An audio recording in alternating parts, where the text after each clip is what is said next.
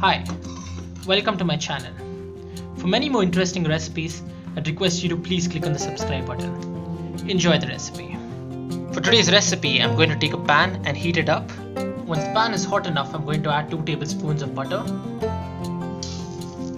After adding the butter, I'm going to add 1 teaspoon of cumin seeds, 1 teaspoon of coriander seeds, 1 green chili, 1 red chili, 1 medium-sized onion.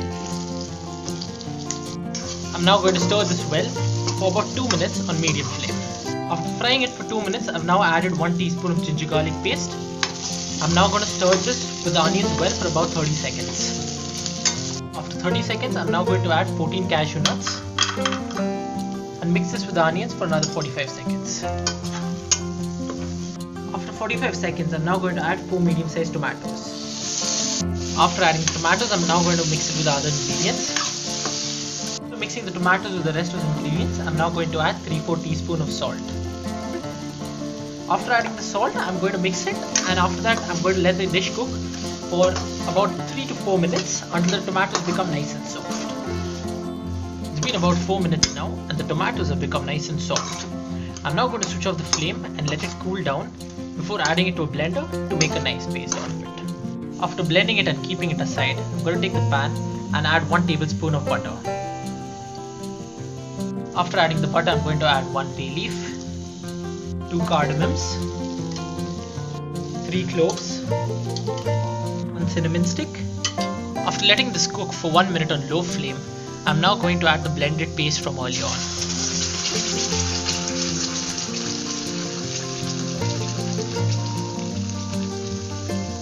After adding the paste, I'm going to mix this well. For about 1 minute, I'm now going to add 1 teaspoon of Kashmiri red chili. After adding the red chili powder, I'm going to stir it well. Do note, it is important to stir from time to time so that the gravy does not stick to the pan. After adding the red chili powder, I'm now going to add some water for the consistency of the gravy. After letting it cook for 2 minutes on low flame and the gravy starts to boil, then going to add half teaspoon of fenugreek powder. Instead of fenugreek powder, you can alternatively use fenugreek leaves as well. For that, I'm also going to add half teaspoon of garam masala powder. I'm now going to stir this gravy for about 30 seconds. After 30 seconds, I'm now going to add the cubes of paneer. After adding the cubes of paneer, I'm gently going to coat it with the gravy while making sure that the cubes of paneer do not break.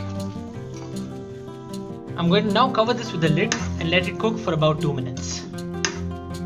After letting it cook for 2 minutes, I'm now going to add my favorite ingredient to the dish, which is 1 tablespoon of fresh cream. After adding the fresh cream, I'm going to mix this gently for 30 seconds. At this point of time, you could also check the salt. If the salt is less, you could add the salt as per taste. After 30 seconds, you can now switch off the flame and the dish is ready to be served.